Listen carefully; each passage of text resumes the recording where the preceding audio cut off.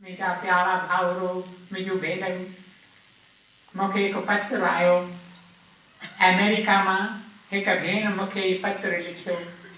हिन पत्र में छा थी लिखे, चवे थी मां माफ़ी घुरणु चाहियां थी छो त मां अहिड़ो कमु करे रही आहियां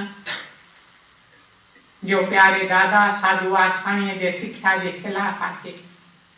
पर मां छा करियां, मां बेवस आहियां, मां लाचार आहियां। मूंखे एॾा प्रॉब्लम्स वेढ़े विया आहिनि, मूंखे एॾियूं तकलीफ़ूं कष्ट चौगिर्द फेरे विया आहिनि। I cannot take it any longer. I have reached the breaking point. ऐं जेसि ताईं ही मुंहिंजो पत्र तोखे मिले, तंहिंखां अॻु तोखे शायदि ख़बर मिली वञे त मूं पंहिंजो आपघात कयो आहे। I have committed suicide. मुंहिंजा प्यारा भाउरो मुंहिंजूं भेनरूं, शुक्र आहे हिन भेण कोशिश कई त मां सुसाइड करियां, but she was saved. मुंहिंजा प्यारा भाउरो मुंहिंजूं भेनरूं, पर जीअं इहो पत्र मूं पढ़ियो, मूं पाण खां वरी वरी इहो सुवालु पुछियो त इंसान इन हद ते छो थो पहुचे। Why does man reach that limit? जंहिं लिमिट ते हिन खे इहे वीचार अचनि था त मां आपघात करियां, मां पाण खे ख़लास करियां, मां पाण खे पूरो करे छॾियां। सबबु कहिड़ो इन हद ते इंसान पहुचे थो। मुंहिंजा प्यारा भाउरो मुंहिंजूं भेनरूं, इंसान इन हद ते पहुचे थो जॾहिं सम्झे थो त life has no meaning, life has no purpose. That person's faith in divine order is completely shattered. It is only then that he takes the final step. चवे तो हिन ज़िंदगी जी माना आहे की न, हिन ज़िंदगी में मां वधीक छो रहां। सबबु कहिड़ो जो मां ही ज़िंदगी पियो रहां, पियो पाण खे दुख में वधीक वधीक मुब्तला करियां। केतिरा माण्हू आहिनि न, पोइ वीचारा ॾाढी कोशिशि कनि त असीं कुझु कमायूं, जंहिं कम में हथ विझनि उन कम में नाकामयाबी खेनि मिले थी। कंहिं बि कम में उहे कामयाबु नथा थियनि, पोइ दिलि शिकस्त थी पवनि था, पोइ चवनि था असीं वधीक जी छा कंदासीं। मुंहिंजा प्यारा भाउरो मुंहिंजूं भेनरूं, जेकॾहिं फ़क़ति असीं हिकु ॻाल्हि सम्झूं त जेकी बि थिए थो प्रभुअ जे इच्छा में थिए थो, जेकी बि थिए थो उन में प्रभुअ जो को न को राज़ आहे। जेको बि आज़मूदो असां वटि अचे थो उहो असांखे कुझु न कुझु सेखारणु चाहे थो त मां सम्झां थो असीं हिन हद ते न पहुचूं। पोइ असांजे चपनि ते इहो ई आवाज़ हुजे, प्रभु जेकी तूं करी थो उन में ई असांजो भलो आहे। In the will of God is our highest good.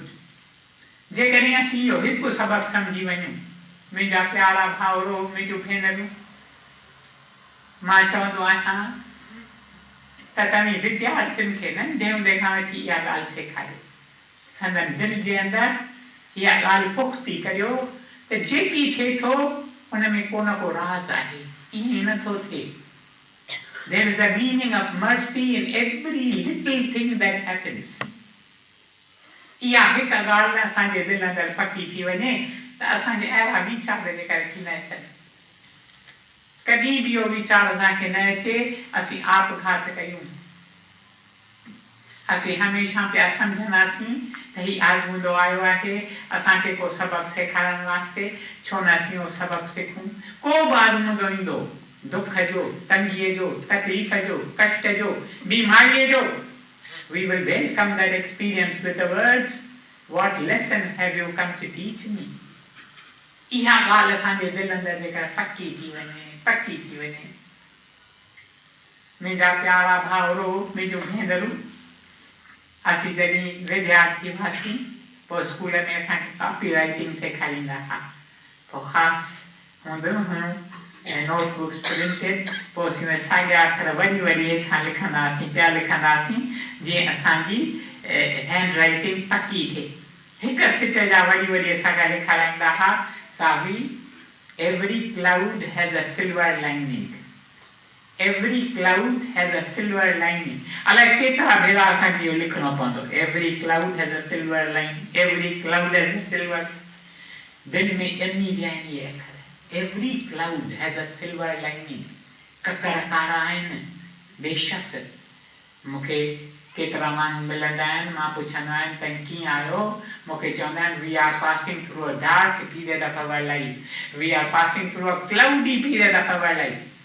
बेशक क्लाउड्स आहिनि, पर every cloud has a silver lining. Silver lining त असांखे ॿुधाए थी त ही क्लाउड बेशक ऊंधाओ आहे, पर हिन जे पुठियां बि सिज पियो चिमके पियो चिमके पियो चिमके. वक़्तु ईंदो जॾहिं ही क्लाउड हलियो वेंदो, सिज वरी थी चिमकंदो. Every cloud has a silver lining. Every cloud has a silver lining. इहा न हिकु ॻाल्हि असीं सम्झी वञूं, असांखे चिंता थिए ई न. चवंदासीं क्लाउड है, बेशक हींअर ऊंधे में आहियूं, बेशक हींअर तकलीफ़ में आहियूं, बेशक हींअर तंगीअ में आहियूं, बेशक का मुसीबत अची असां ते कटकी आहे, बेशक को मिसफॉर्चून, का इलनेस, का एडवर्सिटी असांखे पकड़े वेठी आहे, पर इन जे पुठियां सिज पियो चिमके पियो चिमके पियो चिमके. प्रभु जे प्यार जो, प्रभु जे प्रेम जो, प्रभु जे दया जो, प्रभु जे कृपा जो, प्रभु जे रहम जो, प्रभु जे फज़ल जो सिज पियो चिमके. ही क्लाउड हलियो वेंदो, क्लाउड हमेशह कोन हूंदो, सिज वरी अची चिमकंदो. अॼु जेकॾहिं तव्हां इहा हिकु ॻाल्हि पाण सां हितां खणी वञो, तव्हांजो हिते अचणु, मुंहिंजो बि हिते अचणु सफल थी पवे. In every little thing that happens, there is a meaning of God's mercy. God is our Father. God is our Mother. He will not let anything happen which may hurt or harm His children. माता पिता को अहिड़ो कमु करणु ॾींदी जंहिंमां ॿार खे नुक़सानु थिए. माता त पंहिंजी जान ॿार तां क़ुर्बान कंदी, पर केतिरियूं ॻाल्हियूं थियनि थियूं जे ॿार सम्झे नथो पूरी तरह, पर पोइ they realize that there was a meaning in what my mother did for me. केतिरा ॿार आहिनि मोटंदा आहिनि स्कूल मां, माता खे कंप्लेंट्स पहुती आहे टीचर वटां त तुंहिंजो ॿारु होमवर्क पूरी तरह नथो करे. ॿार खे यकदमि कुझु खाराए खेसि कोठीअ में बंदि करे छॾींदी. बालक तूं पहिरीं पंहिंजो होमवर्क पूरो कर, पोइ मां तोखे रांदि करण जी मोकल ॾींदसि, पोइ भले तूं वञी पंहिंजनि फ्रेंड सां रांदि कर, पर not until U have completed your homework. ॿारु चए थो ही माता आहे या केरु आहे, जेलर आहे, मूंखे जेल में खणी कैद कई अथई. त केतिरियूं ॻाल्हियूं असीं इमीडिएटली नथा सम्झूं. Later on we realize the wisdom of those happenings, of those incidents. मुंहिंजा प्यारा भाउरो, मुंहिंजूं भेनरूं, टिप टिप ते असांखे ॿ रस्ता खुलियल आहिनि. टिप टिप ते at every step, in every round of life we have this option. वो ऑप्शन कहिड़ो आहे? Either to be an optimist or to be a pessimist. इहो ऑप्शन असांखे खुलियल अथव. What has to happen has to happen. I cannot avoid it. I cannot escape it. The experience that has to come to me will come to me. Do what I will not be able to escape it. But the option is open to me. How do I react to what happens to me? I can react to it in an optimistic way. I can react to it in a pessimistic way. Optimism खे सिंधीअ में चवंदा आहिनि आशावादी. मूं चयो अंग्रेज़ीअ में तव्हांखे ॿुधायां, जो मूं चयो सिंधीअ में तव्हां न सम्झो, हिन खे चवंदा आहिनि आशावादी. केतिरनि जो नालो थींदो अथव आशा, कान ॻाल्हि ते आशा ज़रूरु हाज़िर हूंदी. आशा जी माना ई आहे होप, आशा जी माना ई आहे ऑप्टिमिज्म. हिकिड़ो रस्तो आहे ऑप्टिमिज्म जो, ॿियो रस्तो आहे पेसिमिज्म जो. हाणे असीं कहिड़े रस्ते तां था हलूं उहो असांजे हथ में अथव. जेकी थियणो आहे थींदो ज़रूरु, उहो असांजे हथ में कोन्हे.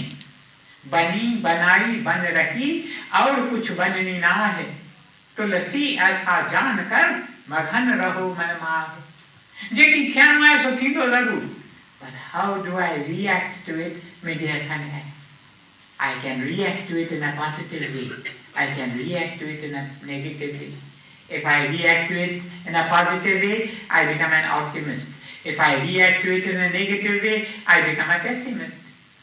I think optimist थींदा या pessimist थींदा? Optimist.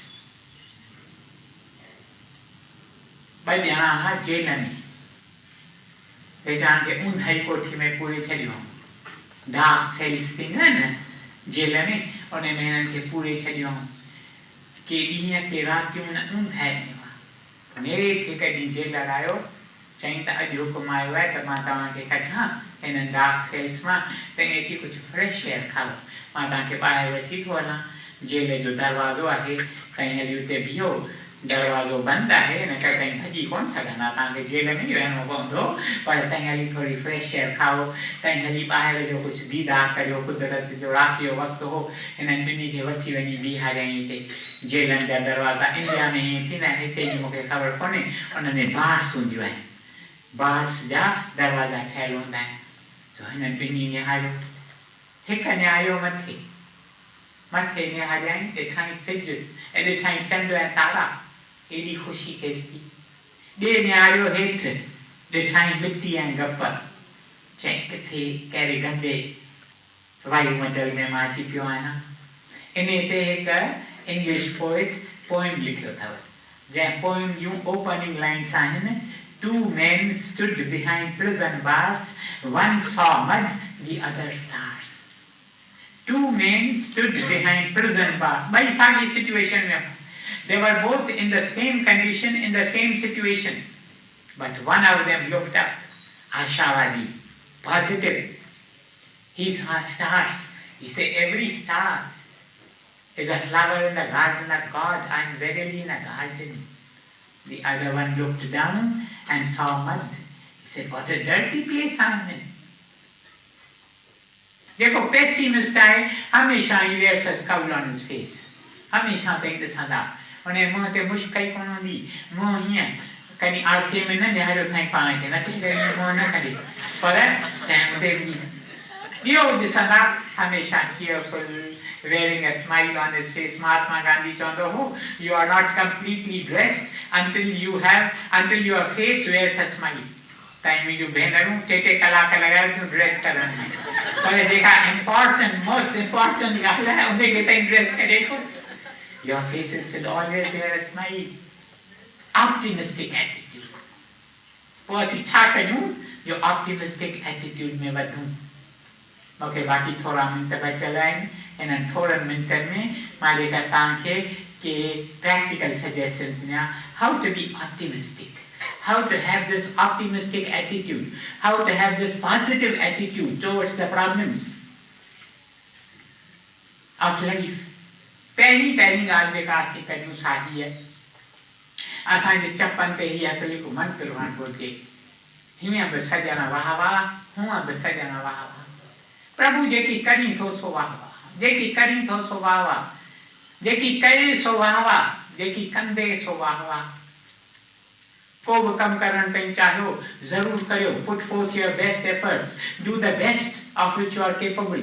जेकी करे सघो करियो, पर तंहिं हूंदे if your efforts are not crowned with success, you should not be disappointed. हीअं बि सॼण वाह वाह, हूअं बि सॼण वाह वाह। इहा तव्हांजी एटीट्यूड थींदी ताईं हमेशा ऑप्टिमिस्टिक रहंदा, ताईं कॾहिं बि मलूल न थींदा, कॾहिं बि दुखी न थींदा। हीअं बि सॼण वाह वाह, हूअं बि सॼण वाह वाह। जेकी तो कयो सो वाह वाह, जेकी तूं करी पियो सो वाह वाह, जेकी तूं कंदे सो वाह वाह। छो जो जेको बि आज़मूदो तूं असांखे मोकिलीं थो, असांजे भले वास्ते आहे, मुंहिंजे भले वास्ते आहे। मां तो सम्झां त मुंहिंजी अहिड़ी बुरी हालत छो थी आहे, न न न न, ultimately it is for my good. पहिरीं ॻाल्हि आहे इहा, हीअं बि सॼण वाह वाह, हूअं बि सॼण वाह वाह। मुंहिंजा प्यारा भाउरो, मुंहिंजूं भेनरूं, ॿी ॻाल्हि कहिड़ी, ॿी ॻाल्हि हीअ त असीं इहो न घुरूं, we should not ask for this that our burdens may be lightened. We should ask for this that our shoulders should become stronger to bear those burdens. इन करे असांखे शक्ति खपे, बल खपे, सग खपे। कहिड़ा बि सिचुएशन्स अचनि जेकॾहिं असांखे शक्ति हूंदी असीं मुंहुं ॾेई वेंदासीं। वेदनि में प्यारे प्रभुअ जो हिकु नालो ॾिनल आहे बलदा। बलदा बलदा माना जो बल ॾे। असीं हुनखे प्रार्थना करियूं बलदा बल दे, बलदा बल दे। O thou, the giver of strength, grant me strength to face the situation in the right way. घुरी वठूं। प्यारो प्रभु चए थो मूंखां घुरो मां तव्हांखे ॾियां। ॾे पियो। ईअं कोन्हे त असां न घुरंदासीं त न ॾींदो, ॾे पियो। पर छो त असीं नथा घुरूं, असीं उहो पाइप लाइन जे मां असांखे पहुचे जेकर वल उहो असीं क्लॉग करे था छॾियूं। हाणे क्लॉग थी पियो आहे, हुन मां लंघंदो कीअं? इन करे open the pipe, keep the pipe open. बलदा बल दे, बलदा बल। Ask for strength to face the difficulties of life in the right spirit. Not that the difficulties may be taken away from you. No. Difficulties have come with some purpose. They have come to give me something which I need, to teach me a lesson which I need to learn. इन करे प्रभु मूंखे तूं सघ ॾे, शक्ति ॾे, कहिड़ो बि सिचुएशन अचे मां हुनखे मुंहुं ॾेई सघां। टी ॻाल्हि जा ज़रूरी आहे सा हीअ, we must understand how the mind operates. असांजो मन कीअं थो ऑपरेट करे। असीं न जेकॾहिं पेसिमिस्ट थियूं था, असीं जेकॾहिं नेगेटिव थियूं था पंहिंजे एटीट्यूड में, त उहो संस्कार असांजे सबकॉन्शियस में घिरी वञनि था। असां मां हिक हिक खे वास्ट सबकॉन्शियस आहे। असांजो कॉन्शियस माइंड ॾाढो थोरो अथव। उन कॉन्शियस माइंड जे अंदरां वॾो शाही सबकॉन्शियस माइंड आहे। उन सबकॉन्शियस माइंड में इहे इम्प्रेशन्स वञनि था कठा थींदा। जेकॾहिं मां पेसिमिस्ट थियां थो त नेगेटिव इम्प्रेशन्स वञनि था कठा थींदा ऐं पोइ अहिड़ी हालत अची थिए थी जो मूंखे सभु कुझु हूंदे बि मां दुखी थो पाण खे सम्झां। छो त my mind is full of those negative impressions. पर जेकॾहिं मां हर सिचुएशन में ऑप्टिमिस्टिक थींदुसि त मुंहिंजे सबकॉन्शियस माइंड में वञनि था पॉजिटिव इम्प्रेशन्स कठा थींदा। विद द रिज़ल्ट का बि तकलीफ़ ईंदी, का बि तंगी ईंदी, का बि मुसीबत ईंदी, का बि बीमारी ईंदी, I will look at the silver lining, not at the cloud. मूंखे को असर ई कोन कंदो क्लाउड। मुंहिंजी अटेंशन सॼो वक़्तु सिल्वर लाइनिंग ते हूंदव। इंसान आहे उनजी अटेंशन, तव्हांजी अटेंशन छा ते थी वञे। जेकॾहिं अटेंशन वञे थी दुख ते, तकलीफ़ ते, तंगीअ ते, मुसीबत ते, त तव्हां दुखी इंसान आहियो। पर जे तव्हांजी अटेंशन दुख तकलीफ़ ते न थी वञे, but goes beyond it to the sun that is shining for everyone, त असांखे दुख तकलीफ़ तंगी असर ई कोन करे सघंदा। हिकिड़ो हो आर्टिस्ट, उनखे गोॾे में गाउट जी तकलीफ़ थी। गाउट जो सूरु अहिड़ो थींदो आहे त मूंखे हिकु डॉक्टर चयो, हिकु डॉक्टर हुनखे जी गाउट जी तकलीफ़ थी, चईं I feel like shooting the knee. एॾो सूरु थींदो आहे, चईं मां जेकर पिस्टल खणी हिनखे शूट कयां सूर खे गुम करण वास्ते, एॾो सूरु। पर हिन आर्टिस्ट खे इहो सूरु थियो, पोइ ख़बर अथव छा कयईं? वेही हिकु पिक्चर पेंट कयईं। संदसि ध्यानु एॾो वञी हुन पिक्चर में पियो, हुनखे सूर जी पतो ई कोन्हे। 2-3 कलाक वेठे पेंट कयईं, खे सूर जी ख़बर कोन पई। पोइ पेंट करे उथियो, केॾो न सूरु पहुची वञे। त असांजी अटेंशन किथे आहे, दैट इज़ वॉट कम्स। चौथी ॻाल्हि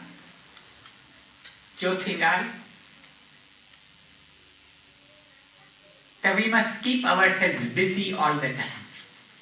कंहिं न कंहिं कम में पाण खे रुधल रखूं। जेकॾहिं असीं सुस्त आहियूं, जेकॾहिं असीं वांदा वेठा आहियूं, इहा बि असांखे कॉपी राइटिंग में ॾींदा आहे concept, the idle mind is the devil's workshop. जेकॾहिं असांजो माइंड आइडल आहे, it is not busy with something or the other, त डेविल घिरी थो अचे। डेविल अचे थो त पोइ डेविल जो इहो अथव औज़ार।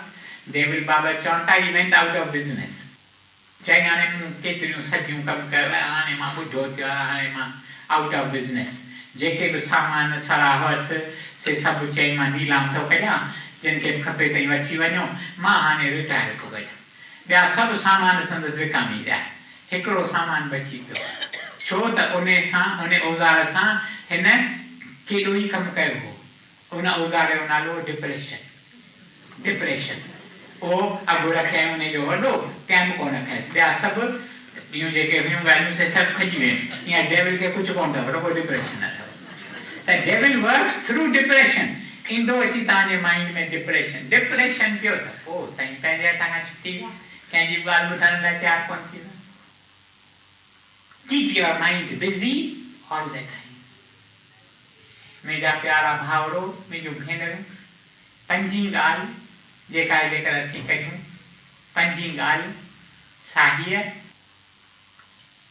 cultivate trust in the goodness and the caring power of God प्रभु असांजी माता आहे प्रभु असांजो पिता आहे he is too loving to punish too wise to make a mistake जेकी करे थो उन में उनजो भलो आहे इहा न हिक वारी असांखे पक अची वञे त असां डिप्रेस थींदासीं की न असीं पेसिमिस्टिक थींदासीं की न छहीं ॻाल्हि जा जेकर असीं करियूं मूंखे बाक़ी 2 मिंट अची बचा आहिनि ॻाल्हियूं त घणेई ॿुधायांव पर वक़्तु मुंहिंजो पूरो थिए थो छहीं ॻाल्हि जा जेकर असीं करियूं साहीअ in spite of all these things अहिड़ो वक़्तु अचे थो जॾहिं वी फील हेल्पलेस असांजा प्रॉब्लम्स अहिड़ा था थियनि असीं हिकु ॻाल्हि खे मुंहुं ॾियूं त ॿी बिगड़जी वञे ॿीअ खे मुंहुं ॾियूं त 2 ॿियूं अची तकलीफ़ूं बीहनि चवंदा आहिनि त तकलीफ़ूं ईंदियूं आहिनि न फ्लॉक अलोन कोन ईंदियूं आहिनि ईंदियूं आहिनि त सुल काहे ईंदियूं आहिनि पोइ अहिड़े सिचुएशन में लेट गो असांजी अम्मी वेठी आहे बाबा वेठो आहे डैडी वेठो आहे मम्मी वेठी आहे असांखे कहिड़ी चिंता असीं पाण खे वॾो पिया सम्झूं इन करे चिंताऊं था कनि मम्मी वेठी आहे पाण वेठी मां तव्हांखे ॿुधायां मां नंढो हुअसि उमिरि में पोइ मां सिखियसि निटिंग पंहिंजी स्वेटर मरींदियूं आहियूं न मां निटिंग सिखियसि छो जो मां चवंदो हुअसि त मां शादी वादी कोन कंदुसि त मूंखे चवंदा शादी न कंदे त सिबणु सिखो रधणु सिखो निट करणु सिखो पोइ मां इहे सभु कम सिखियसि निटिंग सिखियसि हिकु ॾींहुं निट कयां वेठो त बॉल ऑफ वूल एॾियूं गंदियूं थी वियूं जो जेतिरो पियो मां हुनखे सॉर्ट आउट करण जी कोशिशि करियां ओतिरियूं गंदियूं वञनि वधनि मूं चयो न मां त नथो हुनखे पुॼी सघां सो पंहिंजे मदर वटि वियुसि अमी ही तोखे हाणे संवारणो अथई मां नथो संवारे सघां छॾे हुते मूं वञी ॿाहिरि रांदि कई मूंखे ॻाल्हि विसरी वई हिन बॉल जी वुलन बॉल मोटियुसि त ॾिसां वुलन बॉल ठहियो रखियो आहे straightened out as ever it is very much like that प्रभुअ जे हथनि में छॾे ॾियो पंहिंजा प्रॉब्लम्स वञी रांदि करियो रांदि माना आहे न रांदि माना प्रभुअ जी रांदि माना कंहिं न कंहिंजी शेवा कयूं कंहिं न कंहिंजी मदद कयूं बाक़ी ही रांदियूं न वरी मोटी ईंदा न तव्हां ॾिसंदा सभु ठीकु भले वधीक वक़्तु तव्हांखे न तरसां वरी तव्हांजे चरणनि में सिर झुकायां थो तव्हां सभिनी जी आसीस ॾिना थो ऐं दिलि अंदरि प्रार्थना अथनि त शल तव्हां मां हिकु हिकु ते इहा आसीस अचे आशावादी अॼु खां ई वठी हींअर खां ई वठी this very moment start being optimistic. May the Lord bless you abundantly. I bow down to every one of you and seek your blessings. Om Brahma Kripati Kevalam, Krishna Kripati Kevalam, Guru Kripati Kevalam. Om Shanti, Shanti, Shanti.